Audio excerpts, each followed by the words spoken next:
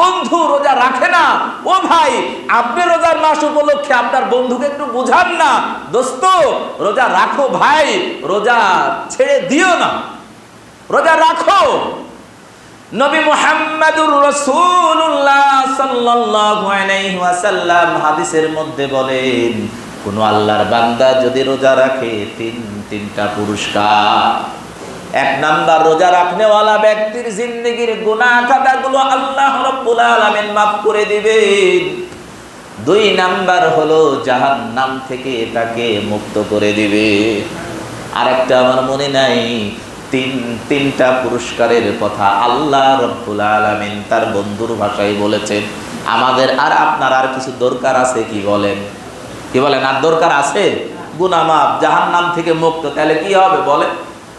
এই রোজাটা কয়টা দিন বলেন? সারা বছর 30টা দিন না? রাখতে পারবো না ভাই? কি বলেন, রাখা যাবে না ইনশাআল্লাহ?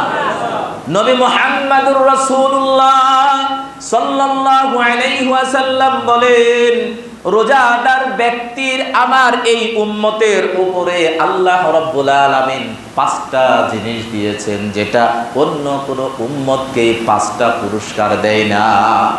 কয়টা পুরস্কার?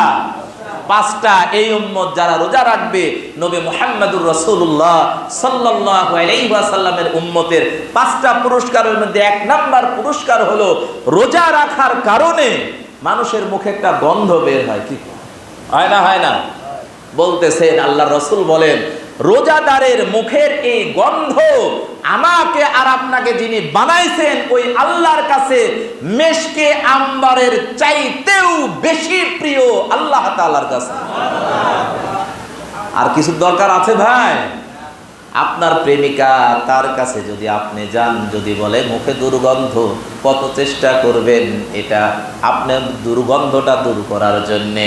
আর আমাকে আপনাকে যিনি সৃষ্টি করেছেন উনি বলেন, রোজাদারের মুখের যে গন্ধটা, এটা আমি আল্লাহ তাআলার কাছে মেশকে আম্বারের চাইতেও বেশি সুগন্ধি। দ্বিতীয় নাম্বার, আল্লাহ রাব্বুল আলামিন প্রতিদিন রোজার মাসে 30 দিন, 30টা রোজাতে 30 দিন প্রত্যেক দিন জান্নাতকে সুসজ্জিত করেন, পরিপাটি করেন, আর বলেন, ও জান্নাত, তোমার মধ্যে আমার বান্দারা কষ্ট ক্লেশ করে তোমার কাছে এসে আরাম করে বিশ্রাম করবে। প্রত্যেক দিন আল্লাহ পাক জান্নাতকে সুসজ্জিত করেন, সাজান। কার জন্যে? এই রোজাদার ব্যক্তির জন্য। 3 নাম্বার পুরস্কারের কথা বলা হয়, আল্লাহ রাব্বুল আলামিন তার বন্ধুর ভাষায় বলেন, যারা রোজা রাখে এই সকল ব্যক্তির জন্য গর্তের পিপিলিকা হতে সমুদ্রের মাছ পর্যন্ত যত মাখলুকাত আছে, অন্য রিওয়ায়াতের মধ্যে আছে আসমানে যত ফেরেশতা আছে, সবাই ইফতার পর্যন্ত রোজাদার ব্যক্তির জন্য দোয়া করে, ইয়া আল্লাহ রোজাদার ব্যক্তির জিন্দেগির গুনাহগুলো আপনি মাফ করে দেন। আমি আর আপনি মিথ্যা বলি, আমি আর আপনি ঘুষ খাই, আমি আর আপনি সুদ খাই, আমি আর আপনি জিনা করি, কত অন্যায় করি।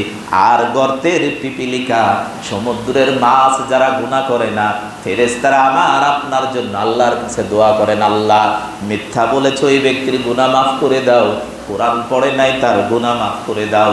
আর এইভাবে রোজাদার ব্যক্তির জন্য, তার কৃত গুনার জন্য সবাই তার জন্য দোয়া করতে থাকে।